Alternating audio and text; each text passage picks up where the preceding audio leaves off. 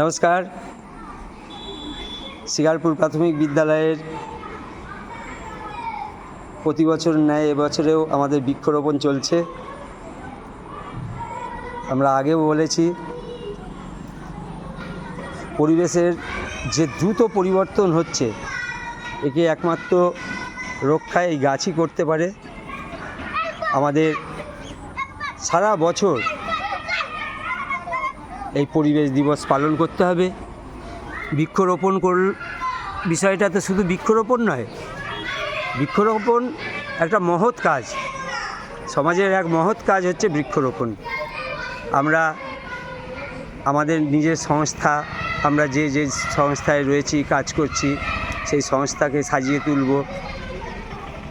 সংস্থা সংলগ্ন যেসব মানুষ আছে, স্কুলকে কেন্দ্র করে যেসব মানুষ, স্কুল মানে তো 4টে ঘর নয় আর 4টে বইও নয়।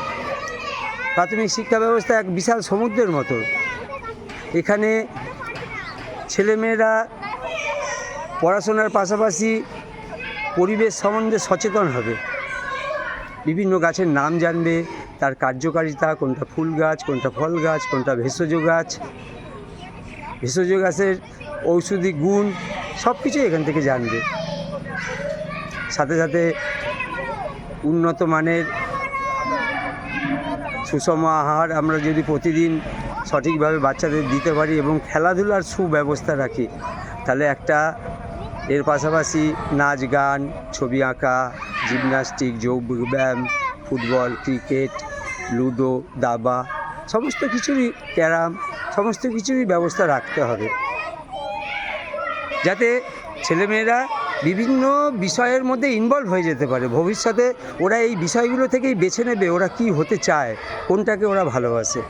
আসুন, আজকে একটা অ্যালামুন্ডা গাছ, হলুদ অ্যালামুন্ডা, আমাদের বিদ্যালয় শিশু সংসদের সদস্য,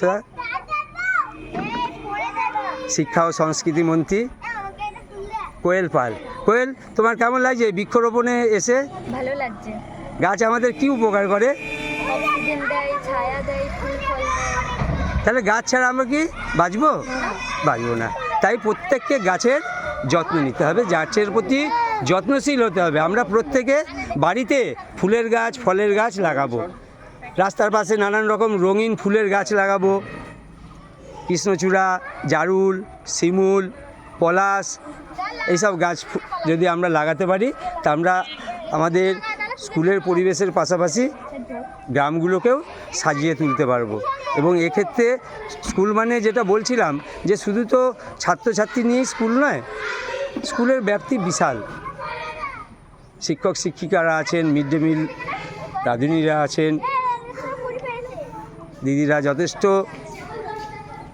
স্কুলের প্রতি দরদি, বাচ্চাদের প্রতি দরদি, ভালোবাসে। আর কি, আর হচ্ছে প্রাক্তন ছাত্রছাত্রীরা, যারা স্কুলকে আমরা এখান থেকে বেরিয়ে যাওয়ার পরে একটু যেন প্রাইমারি স্কুলটাকে একটু দূরেই সরিয়ে রাখি। এটা করলে হবে না।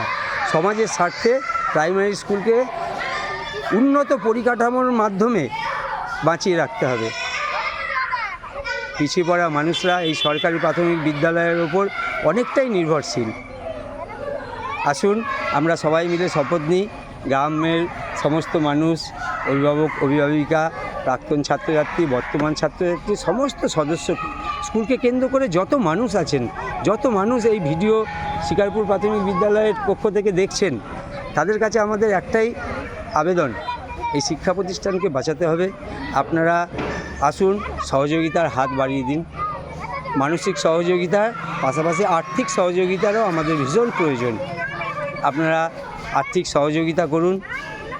আমরা দায়বদ্ধ থাকব স্কুলকে উন্নত পরিকাঠামো দিতে, আপনাদের সহযোগিতায়, সকলের সহযোগিতায় আমরা সবসময় আছি।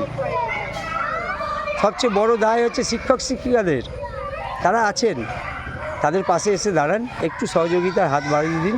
শিকারপুর প্রাথমিক বিদ্যালয় একদিন আরও অনেক উঁচুতে যাবে, এই বিশ্বাস আমরা শিকারপুর প্রাথমিক বিদ্যালয়ের সঙ্গে যুক্ত প্রত্যেকটা মানুষই করি।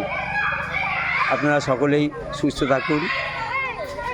ভালো থাকুন, আনন্দে থাকুন, আর গাছ লাগান, প্রাণ বাঁচান। নমস্কার।